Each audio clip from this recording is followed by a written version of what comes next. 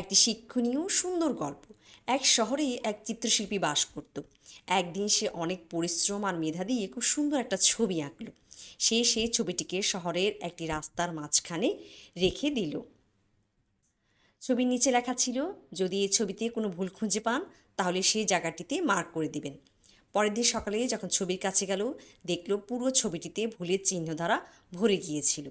এটা দেখে চিত্রশিল্পী খুব কষ্ট পেল আর মনে মনে ভাবতে লাগলো, আমি এত যত্ন এবং ভালোবাসা দিয়ে ছবিটি আঁকলাম আর কেউ সেটা পছন্দই করলো না। চিত্রশিল্পী মনে মনে ঠিক করে ফেললো সে আর কোনোদিন ছবি আঁকবে না। চিত্রশিল্পী তার মাকে গিয়ে সব কিছু খুলে বলল।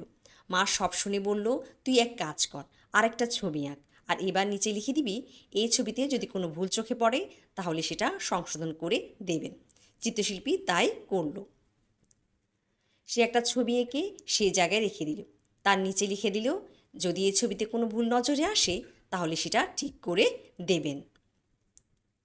পরের দিন সকালে যখন সে ছবিটির কাছে গেল, দেখল ছবিটি যেমন ছিল তেমনই পড়ে রয়েছে, কোনো রকমের চিহ্ন বা দাগ এটাতে দেওয়া হয়নি।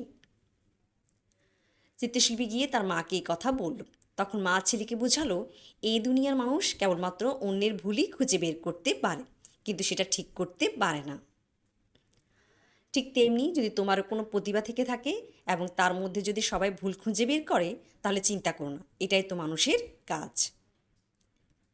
তো মানুষের কাজ মানুষকে করতে দাও, আর তুমি তোমার কাজ পরিশ্রম আর আন্তরিকতার সাথে চালিয়ে যাও।